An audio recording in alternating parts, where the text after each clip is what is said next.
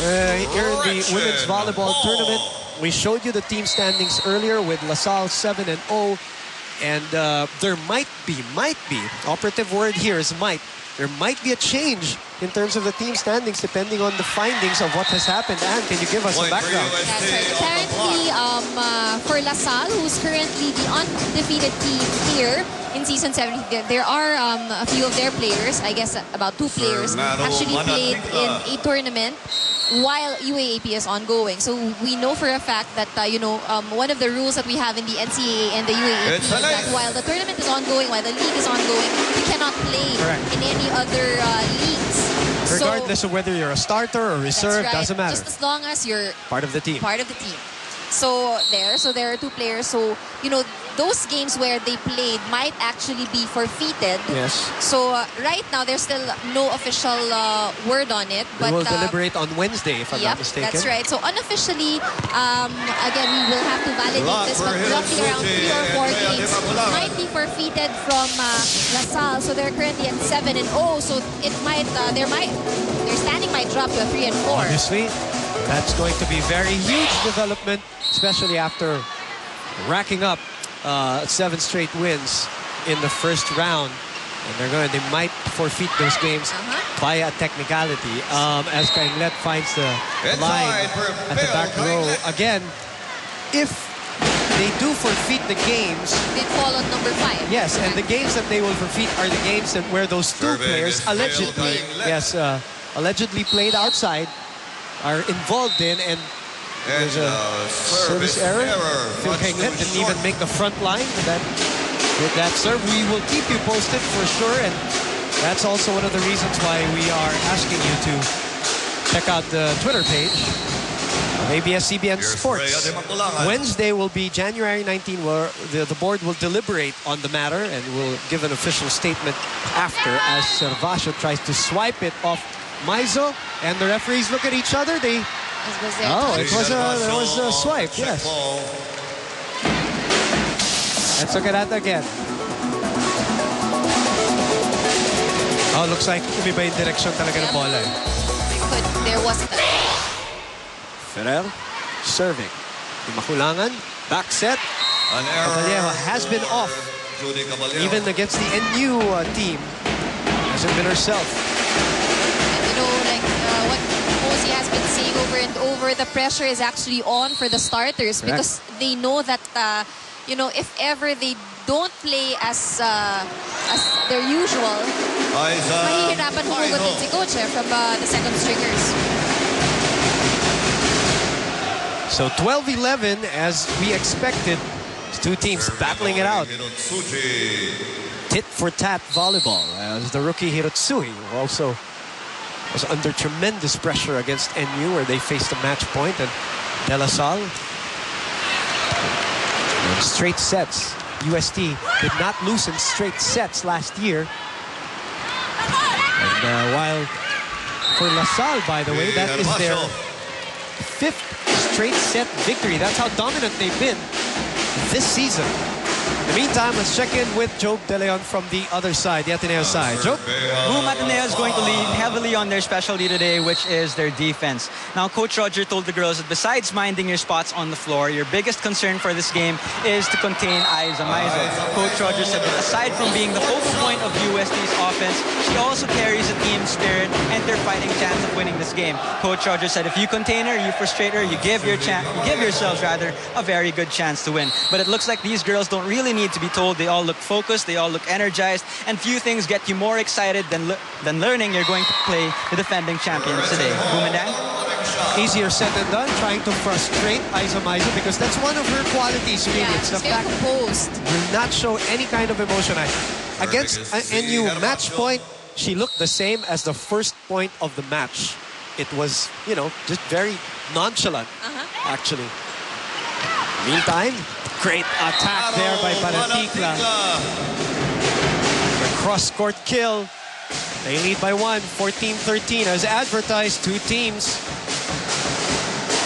No points given, none taken. Serving is Aiza Maizo, the heart and soul now of this UST team.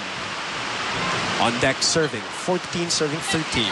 Jem Ferrer, back set to Cara Acevedo. A little wide. Just Perfect outside set, for but she Cara just Acevedo. angled it a bit too wide. Well, right now, Jem Ferrer is trying out different plays just to get the blockers of UST moving and to make their offense less predictable. Best setter in the league. Jem Ferrer, even in her rookie year already, showed so much promise. Ferrer goes back to Kainglet. No blockers there. Chance here for Ateneo, but they give UST a free ball. What do? They go to Panatikla. Lazaro was there. Back set to Cara.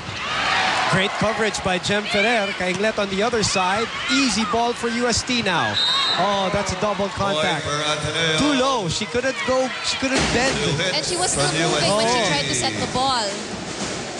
And I have to say, Ateneo's climbed the ranks from the defensive categories, you know, even in the setting category, but then it is directly proportional, I believe, and I don't know if you'll agree with me on this one, with Lazaro playing such a solid libero game for Ateneo. I was actually talking to Coach Rogers in one of the games that we had last year, and I was telling him, he was actually telling me that he's quite impressed with the improvement and and the development that he's seen with Lazaro, because Lazaro came into the team as an attacker and not really as a libero. But after the graduation of Gabriel, he had to of course train another libero, and I guess luckily he has Lazaro. It only goes to show her versatility. It's a very tough transition from attacker to libero.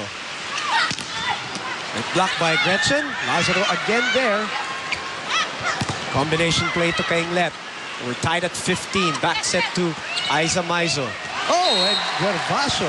Down the Just line let it for go. Aiza Maizo. Second technical timeout.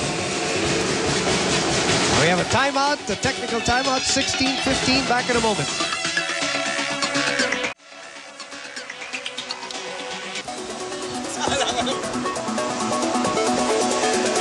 Back at the arena here in San Juan, as we see Aiza Maizo just finding a spot and nobody home for Ateneo. 16-15 is the score.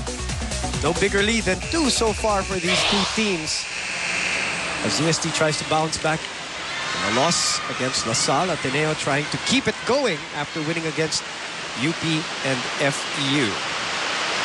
Boom Gonzalez and Remulla, and of course Ricky Flores, Joe De Leon working both games today here at the arena in San Juan. Replays the next day on Balls Channel 34. Right now we're live on Studio 23. Lazaro again.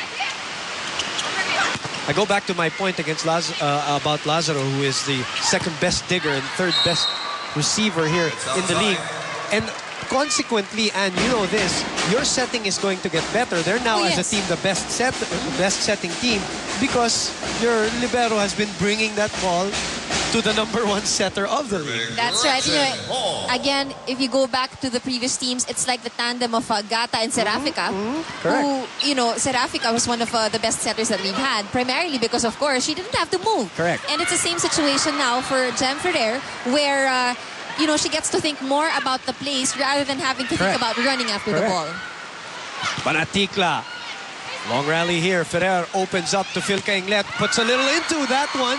Oh, look at that save by Maizo. Oh, the effort there by Aiza Maizo. Actually, good saves by the UST players, even in previous plays.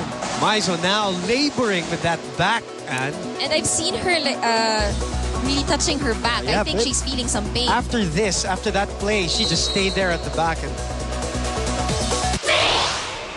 that's pretty tough, especially for a volleyball player. A lot of your power coming from your lower body. You jump a lot. Back, that's right. Kainglet sends it easy.